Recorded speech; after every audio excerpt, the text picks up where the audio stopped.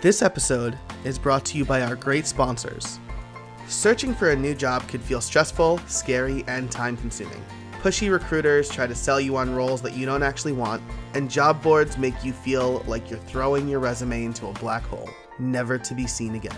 Hired is the world's most intelligent talent matching platform for full-time and contract opportunities in engineering, development, design, project management, and data science. They make your job search faster, focused, and stress-free by putting you in control of when and how you connect with compelling new opportunities. After completing one simple application, top employers apply to hire you. You will receive personalized interview requests and upfront salary information to help you choose the best opportunities for you. And the best part, it's always free to find your next job on Hired. No exceptions. They actually pay you. And today's listeners can earn double their normal $1,000 hiring bonus by signing up with the show's link. That's right, earn $2,000 for finding your next chapter on Hired. Go to buildpodcast.net/hired today. Starting a new project? Looking for a better hosting platform? Pantheon is an integrated set of tools to build, launch, and run websites. Get high-performance hosting for WordPress sites, plus a comprehensive toolkit to supercharge your team and help you launch faster. On Pantheon, you get expert support from real developers, best-in-class security, and the most innovative technology to host and manage your websites. Spin up a new site in minutes with a free account. You only pay when you go live. To learn more, go to buildpodcast.net/Pantheon. That's buildpodcast.net/PANTHEON. And now, on with the show. Hey everybody, welcome to another episode of How I Built It, the podcast that asks, how did you build that? Today, I'm here with John James Jacoby, or J-Trip, as he's known in many circles, or probably a bunch of other names, and we're going to be talking about his new plugin, Publishiza, today. John, how are you? Oh, awesome. Thank you for having me. This is great. Appreciate it. How are you? I'm great. Thank you very much for being on the show. We basically, I messaged John this morning, and I said, hey, would you like to come on my show sometime? And he said, how's today work? So it all happened very quickly, which is nice because I'm trying to get a bunch of shows lined up before my daughter is born in March. So. Oh, wow, that's coming. That's going to come up before you know it. I can't even believe at the time of this recording, we are like in the third trimester. I can't believe we're there already. So. Right. And that's for me, if you don't catch me on the day, I have a hard time pre-planning. Like on my way to WordCamp US, I didn't book the hotel until I was in the car on the drive there. Nice.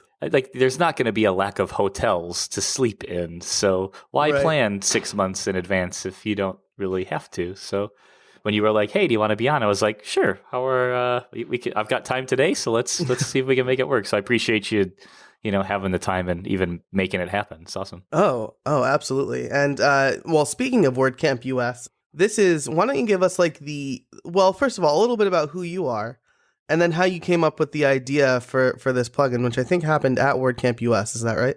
It did happen at WordCamp US. So all right. I spend the majority of my time maintaining BuddyPress and BBPress and trying to lead some of the vision for both of those projects and helping out across WordPress.org whenever I can. Largely label myself for the past few years as an independent WordPress consultant.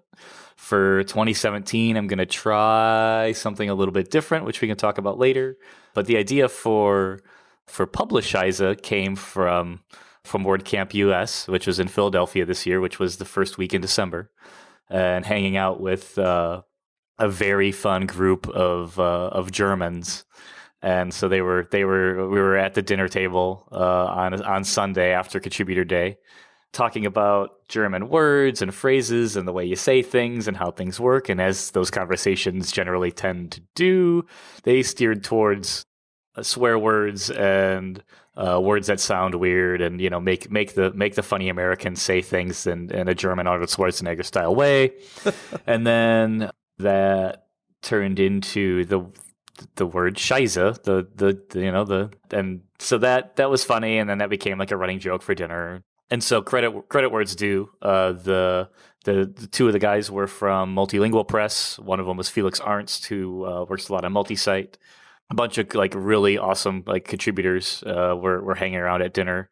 Jeff Bowen from Automatic, a friend of mine for a long time, and Michael Arnested was at the other end of the table. There were a lot of people there. There probably must have been 15 of us at the table.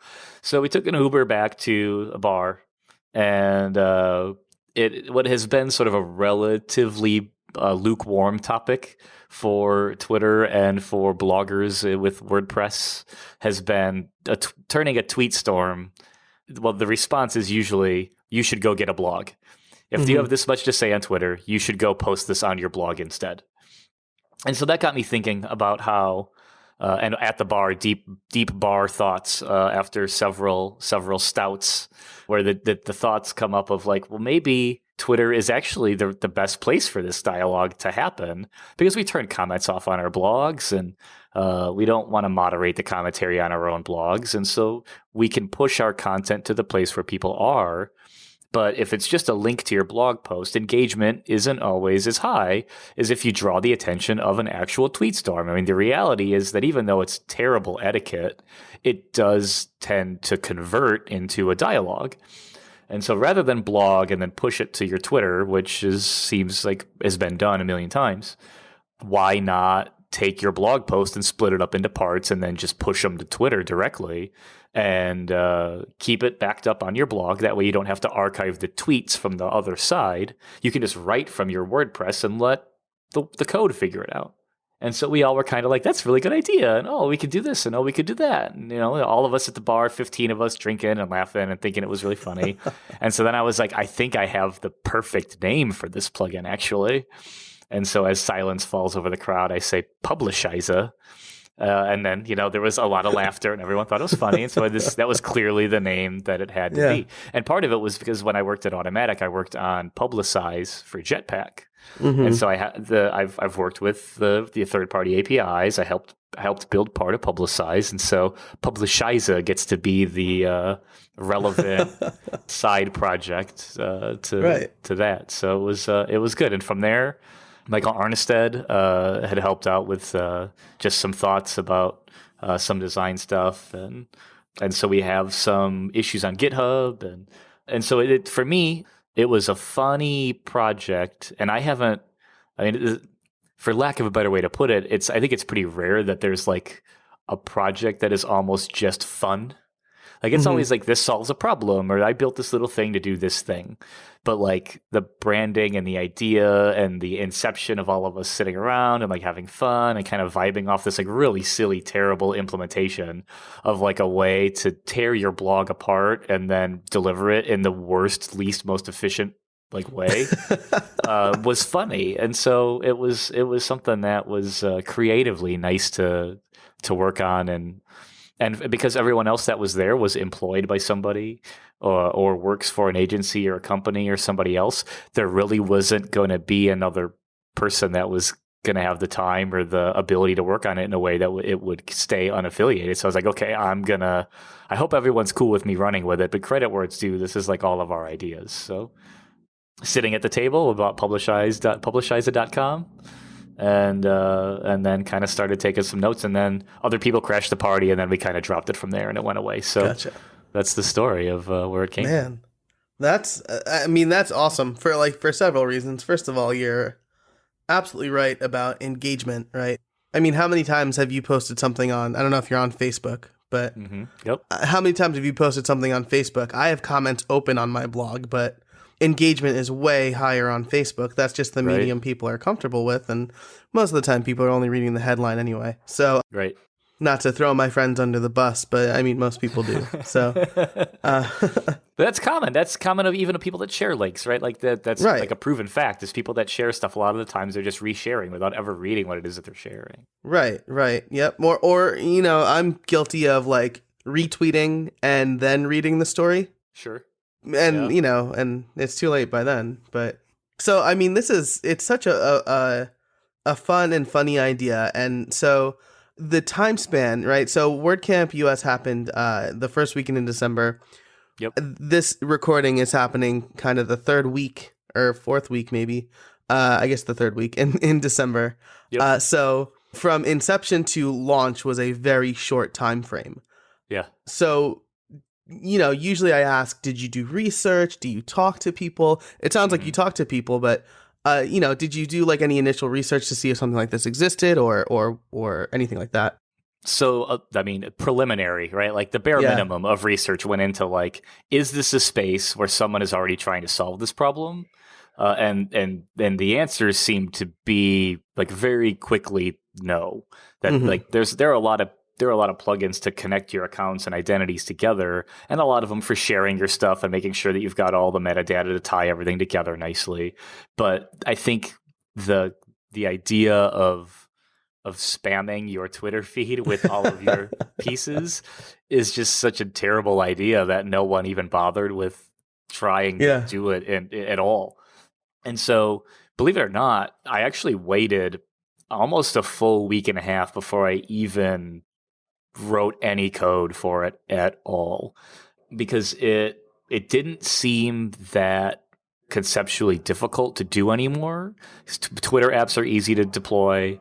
And Bo Liebens, who works at Automatic, I worked on Jetpack with when I was there, open sourced a library that is a WordPress plugin that's called Keyring, Keyring, and it is one of the coolest, most underutilized pieces of software that does exactly what you need for it to do that nobody would implement or use, because it literally handles all of the connectivity between your WordPress and any third-party service that has a tokenized OAuth 1 or 2 API endpoint. So it comes with baked into it Facebook and Instagram and Twitter and Quora and all these things that just come with it. And all you have to do is just ride on top of it and monitor your responses and do some of the icky stuff. But that's all the implementation details. So it was like, okay, well, all that I need to do is kind of imagine how I'm going to tie this into WordPress's interface, and how do I make this as easy and unobtrusive as possible. And then I had a plugin that is still relatively popular. I think it's got 50,000 installs, called a post type switcher. And so it seemed logical to take a similar interface approach, to add a little drop down to the same area of the publish meta box, where you would decide whether or not you want to take this blog post and push it to Twitter through Publishiza. And so I had some interface already built, and it was easy to say, okay, well, we can kind of bolt these things together in this way. And then it was like put a little bit of flair on it. So the one thing that came up at the bar, which is will probably change as people start to take this a little more seriously, or as it becomes a tool that people actually decide that they want to use instead of it just being something that's kind of funny and goofy, is I didn't want there to be a hashtag for Publishiza. I didn't want it to include like too much spammy stuff. I wanted it to be your blog post split apart. Right. And that was it. And so the way that like a hashtag became a thing happened very organically. So I thought, well, maybe we just insert some kind of control character into the tweet. Like if it's a poo emoji or a storm cloud or something that says like, this is this thing happening. And people will think it's funny because they don't know what it is. And people will recognize it once they do know what it is. And so since tweet storms are perceived as negative things, right? Then the poop storm together characters sort of were a natural fit.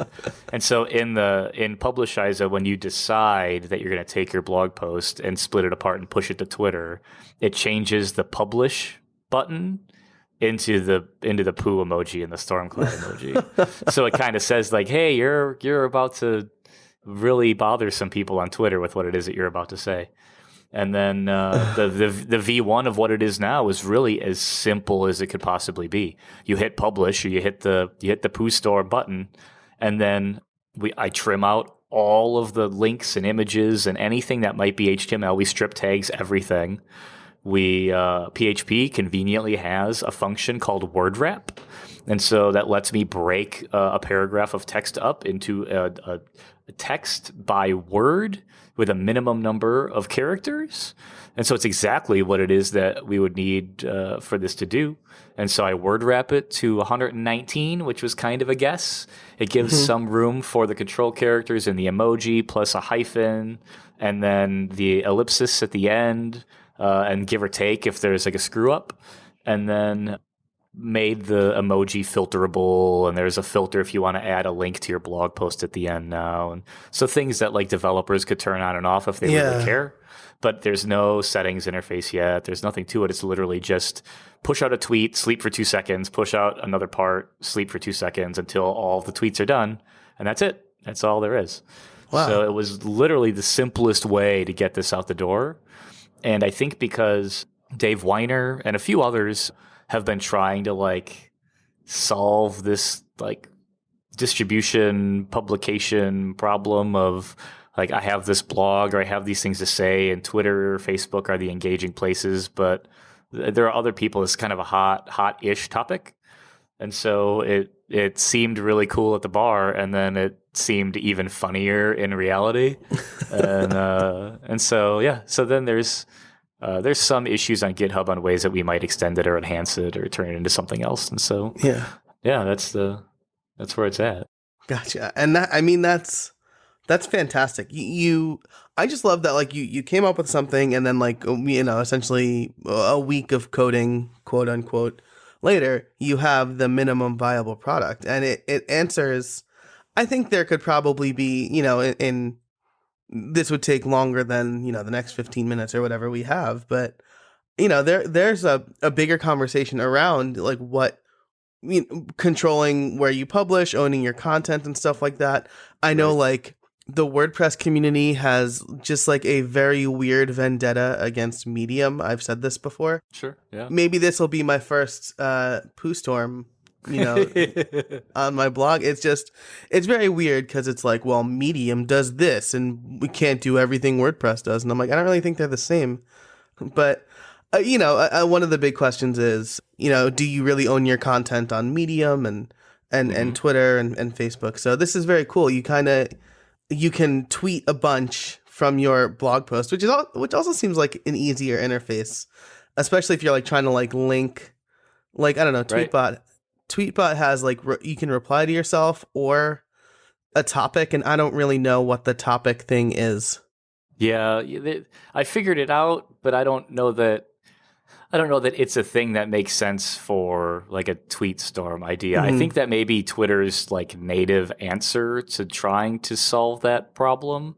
But I think that the idea of like the very organic implementation of replying to yourself and threading that thing is familiar enough where anyone that understands that that's what you have to do in Twitter is going to do that because it it feels the most natural. At first, I didn't know, because when I reply to myself on Twitter, I almost always do the original tweet. I don't reply to the reply of the reply to the reply, but that's the way that you're actually supposed to thread them. So that was the first bug in Publishiza, was that I was grabbing the ID of the first tweet and not hooking into the subsequent tweets of every response. So the threading for a few days was wrong, but gotcha. For the several people who noticed or cared, it didn't really seem like a big deal. Gotcha. So that's cool too. So it doesn't just like send out tweets rapid fire. It threads them for you. Exactly. So cool. And so that's part of the problem. Actually, was the hardest engineering part of it, aside from maybe figuring out how to break the text apart in a way that would always fit on Twitter. This is actually where the next UX enhancement should come in, is that when you hit publish, it's a blocking process. PHP is just looping through your code, through your blog post, and waiting for a few seconds so that Twitter doesn't throttle you. Right. And so if you have a long blog post that's going to get broken up into 30 parts and it waits for 2 seconds each part, you're on the risk of timing out over a minute while it sits there and pushes all these tweets out. So the obvious next thing to do would be to have some sort of interstitial or a modal that is an AJAX process that can give some feedback to the user to show that, tweet number 22 out of 30 is on its way out and we got a response back, and here's the next one, and here's the next one. That would give you the option to even cancel the tweet storm if you have like poo storm remorse, where you're like, this is terrible and I want to stop this and go back and delete them. Yeah. There's opportunity there to improve the experience of this, but I think for a V1 to get it in the hands of people to start playing with the idea was a lot of fun. And so I've seen people like use it now, like just organically in the wild. And it's like, oh my gosh, it's alive and people are playing with this idea. And so I always get excited when I see like a BuddyPress site or a BBPress site in the wild. I don't really get as excited when it's WordPress. I mean, I try to contribute a lot to WordPress, but WordPress is everywhere. So I'm not... Right. I do the like, hey, are you using WordPress? That's cool. But when it's like a BuddyPress or BBPress install or someone's using some other weird plugin, it's like, oh, you're like using this one little niche thing. Is really exciting for me. It makes it all feel more fun and it helps you remember like why it's like supposed to be fun again.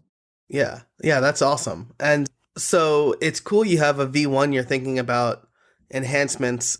What do you think about we've talked a ton about like how you built it and kind of the engineering side of it, but is this something that you think will remain a side project, or do you see a way to make money on it, I guess, which is like a very not open sourcey kind of question to ask, but I mean it's.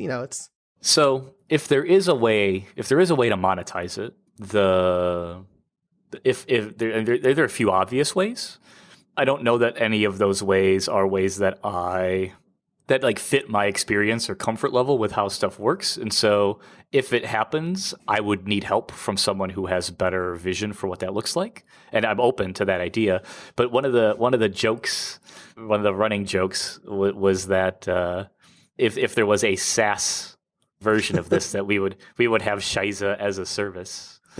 and so that was like, oh my gosh, we absolutely do have to do that. And I think the obvious way is to have like Publishiza.com be the place where this plugin just quick connects to, and then we maintain or monitor the connection between somebody's WordPress and their Twitter account or whatever account that may be around in the future. And then the value of the product comes from the data that we have in those connections and being able to see the communication that's going on there. And so the value isn't in the like pay 99 cents a month to have access to this thing. Right. And it isn't in the like buy this tool for a one-time purchase or a yearly license. Like, I don't know that this idea fits any of those models. And honestly, aside from the like 15 times that I've talked to folks like Pip and Williamson about like how all this stuff works, I still don't understand like how to monetize product like that. I'm happy that people do understand it, but it blows my mind that it really is that successful. So I think the money comes from the data, comes from seeing who's using it and what they're publishing and funneling it through a place, which is a little Big Brother creepy-ish kinda, and so it doesn't match my comfort level. And but I understand the need for it, and if you want to keep it going, and if it's providing a valuable service, then people hopefully get something out of it. So one thing with Jetpack and Publicize was that connecting your WordPress to all these third-party services to distribute your content was just really hard to do. And it still is kind of, if you're going to maintain and monitor all those connections. And so that's where Publicize and Jetpack really came in and like made that awesome and easy for everybody.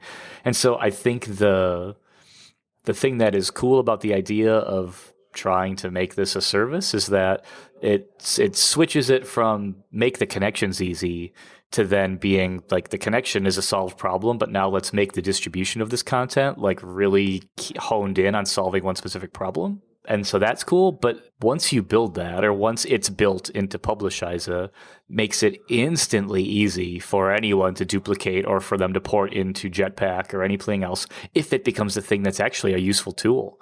So even building it or trying to do it independently means that at a certain scale, the best case scenario is to just get totally walked over by something that has like a billion times more market share than my one little idea. So I think, honestly, I think it stays a little bit of a side project. Like, I think it stays fun and kind of playful until really someone approaches or says, like, I am the person who's willing to try and like turn this into an actual thing that can help you or help other people. And hosting is cheap. It just sits there and does nothing. And so it's fine.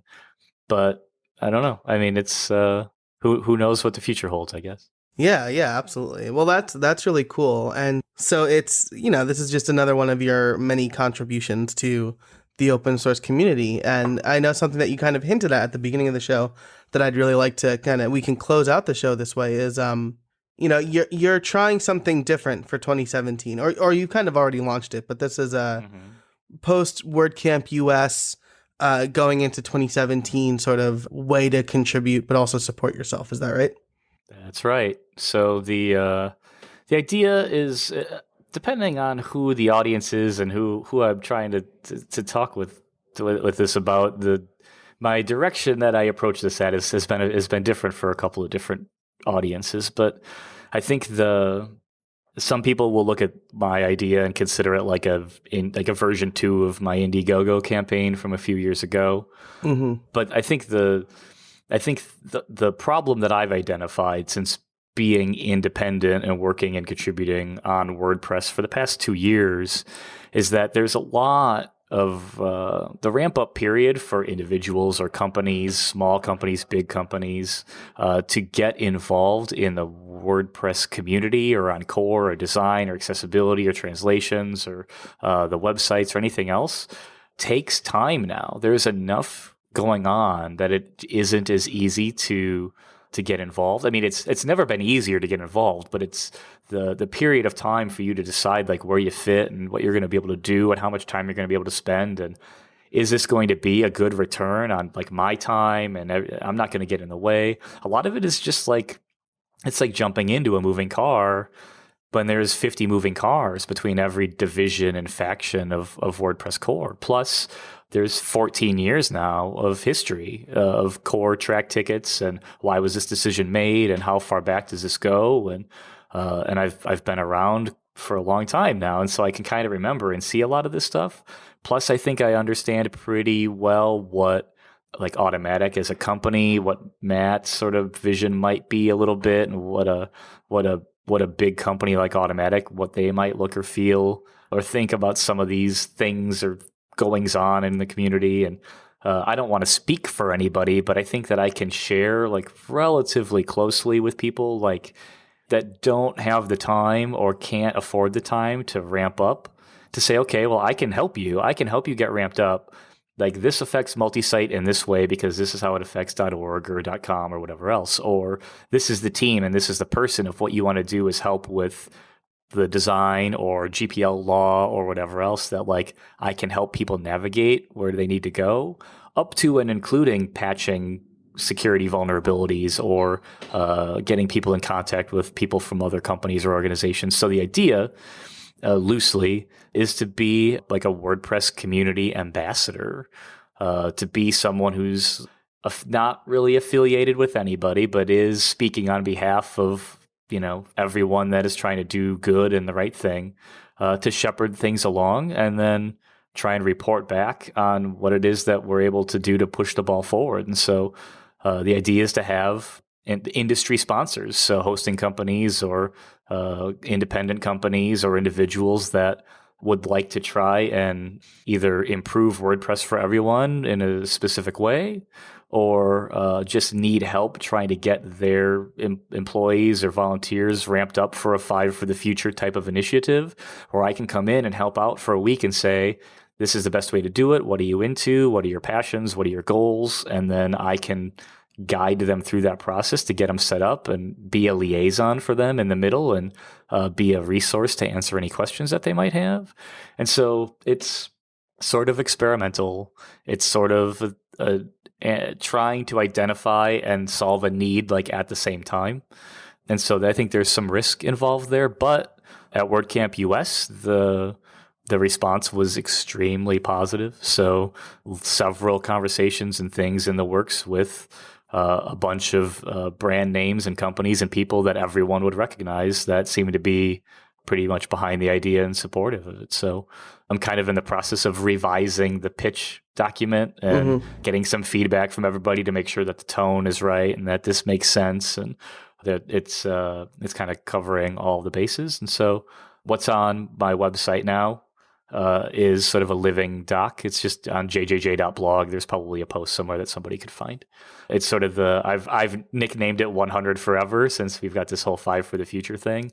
Yeah. But it could be named anything. It really doesn't matter. It was just mostly me trying to be playful and come up with something that might work. So so that's the idea. And hopefully, the supporters or sponsors find enough value in it where this ends up being a sustainable position in the WordPress community for me or anybody else. I mean, I might not be the most effective person for this role, but I think that we're at a size now and there are enough people that are involved now where sometimes trying to do the right thing isn't the right thing, and you don't know it until after you already do the wrong thing.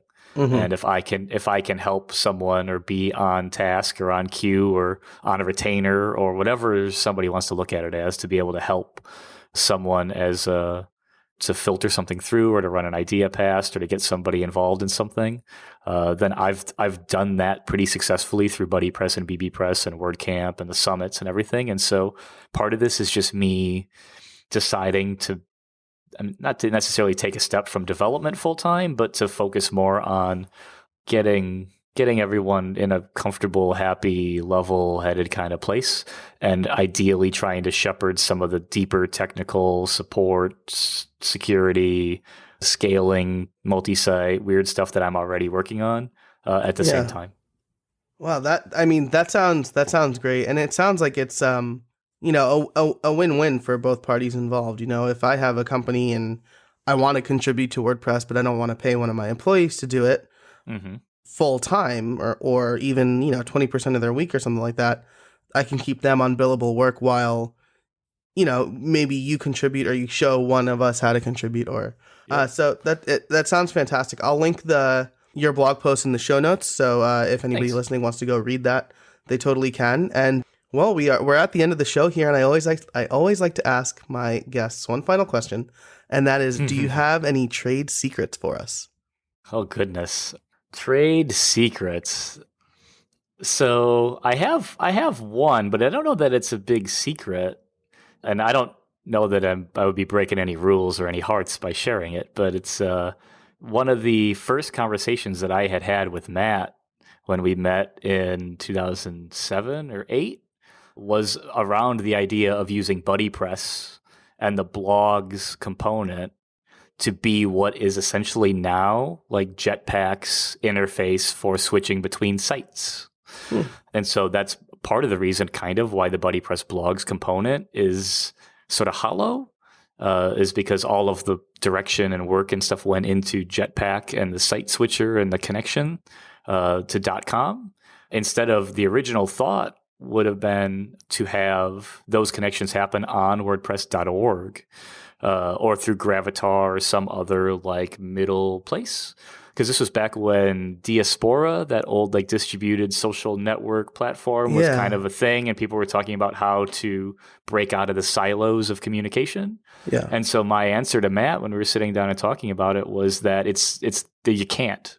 You really truly can't distribute that type of thing. You do have to, you always end up with a hub, a middle ground where people connect stuff to. And if you're going to have a lot of separate WordPress or BuddyPress silos, then you have to connect them together somewhere. And it depends on if it's the business side for .com or if it's the spiritual side for .org. And this up to and includes BuddyPress may still even have some code in the groups component, where we had whitelisted WP hyphen as like a namespace for blogging groups to be able to like exist inside of BuddyPress as the interface for connecting sites together to have like blogging buddies. And I don't know if we took that out or not, but I don't know that it's a big secret, but I don't know that it's a thing that we ever talk about, or it goes back so far, and then everything went in a different direction, and WordPress.org's infrastructure wasn't really designed to scale for all that type of connectivity, and .com was. So it made more sense to invest company dollars into solving a problem at that scale. So it's possible, right? Like with Matt being Matt, and I know we're almost out of time, so I don't want to be too long, but imagine that Matt is as an individual has been, he's invented a lot, he's given a lot, he's a very generous person. And so for all of the love or hate that someone in his position may receive on any given day, it is 100% possible that 10 years from now, when WordPress multi-site doesn't need to be really a thing and .com doesn't really need to be a thing because all these separate WordPresses are kind of fabriced together with Jetpack and connecting them all separately, that the way that people interact with multiple WordPress sites and logging in and switching between them and writing blog posts from one to the other could be a completely different experience that we've talked about and can kind of imagine, but that is not the way that WordPress is sort of set up or the way that people use it today. So it could be really, really interesting. I think it'll be pretty fascinating and fun. Awesome. So Man, that's my trade secret. That's all that's really cool. And it kind of puts a bow on the conversation that we've been having really nicely about, some unified platform for publishing and how things connect. Yep. So J-Trip, thank you very, very much for joining me today. You're welcome. Anytime. Happy to do it. Thanks for inviting me. It was always a pleasure. Hey, everybody. I want to tell you about a new book I wrote with my good friend Matt Medeiros of The Matt Report, called The Podcast Starter Kit. It's a QA-style book that tells you exactly what you need to get up and running with your own podcast. I've had lots of fun over the last several months with how I built it, and I want to share what I've learned with anybody looking to start their own podcast. In the book, Matt and I try our hand at answering 23 questions that you need to ask yourself before you get up and running. We also include several resources, our favorite equipment, and a checklist at the end. Head over to thepodcastbook.com to check it out. It's only $24, and it'll save you hours of time researching the right tools, where to upload your podcast, how to run a good interview, and a lot more. That's thepodcastbook.com. Thanks so much for listening, and thanks to our great guest and fantastic sponsors. If you liked the show, please rate it and subscribe on iTunes, in Google Play, or whatever your podcast app of choice is. If you have any questions, be sure to reach out at howibuilt.it. And finally, until next week, get out there and build something.